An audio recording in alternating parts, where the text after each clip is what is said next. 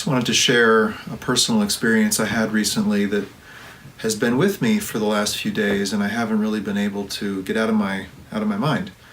I was last week driving from Toronto to Buffalo, New York, and I stopped for coffee in outside Toronto. And after getting my coffee, I came outside and I saw across the street a huge sign above a church that said, "Jesus, your only way to God."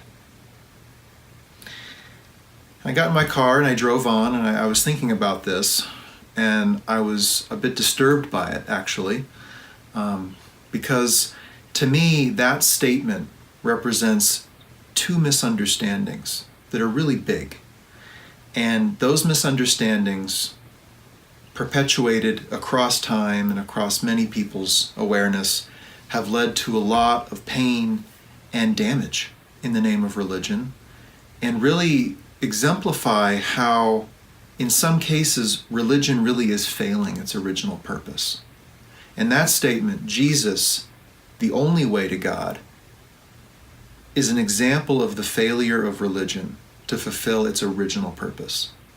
So I'd just like to speak to you a little bit about that and how I view that statement and why I do not view it to be correct and to be beneficial and even to be detrimental to the human family.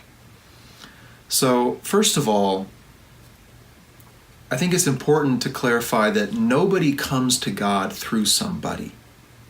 Okay? You don't come to God through Jesus. You don't come to God through another person or personality or prophet or messenger or teacher.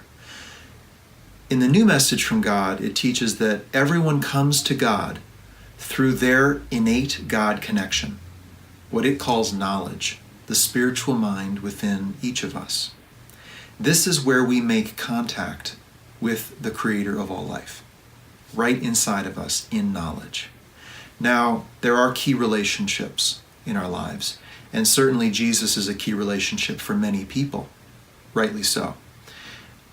And yet, what is that relationship but an encouragement to come to knowledge, a demonstration, Jesus' demonstration of a life in connection to knowledge, a calling to come to God within the individual.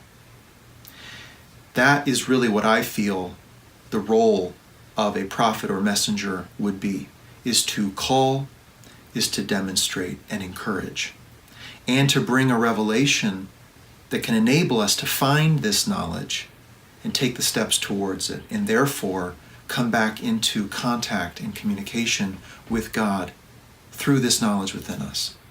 So this is the first point I wanted to make, is that nobody comes to God through somebody. We come to God through knowledge, the spiritual mind within us. And second, I'd like to point out that if we all carry knowledge, every human being of every religion, and that this is actually God within us, then it stands to reason that there is no one way to God. There is no one path or one message or one community in the world through whom we will find God.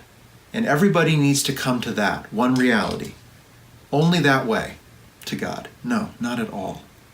God has a way to reach those of every religion, those of no religion.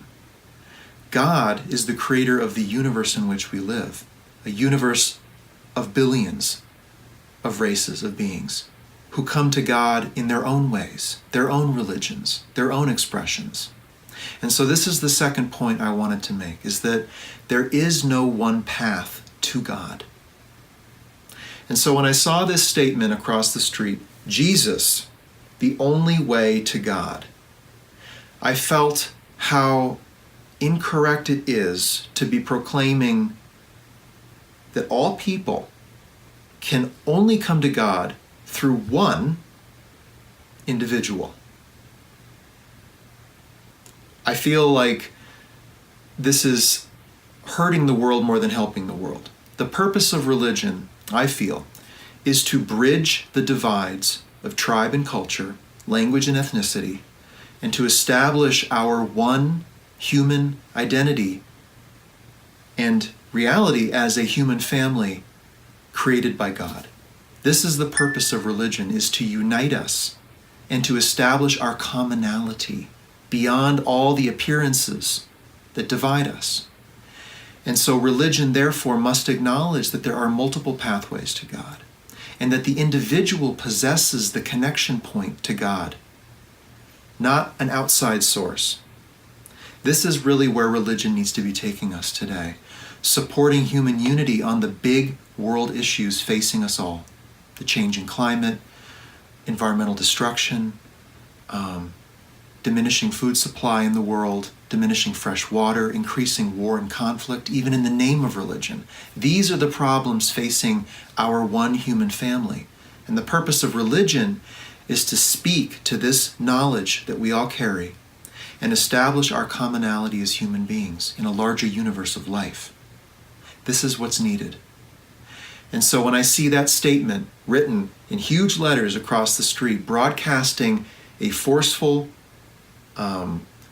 righteous message that claims single authority to bring all people to God, I say to myself, no, this is not the way.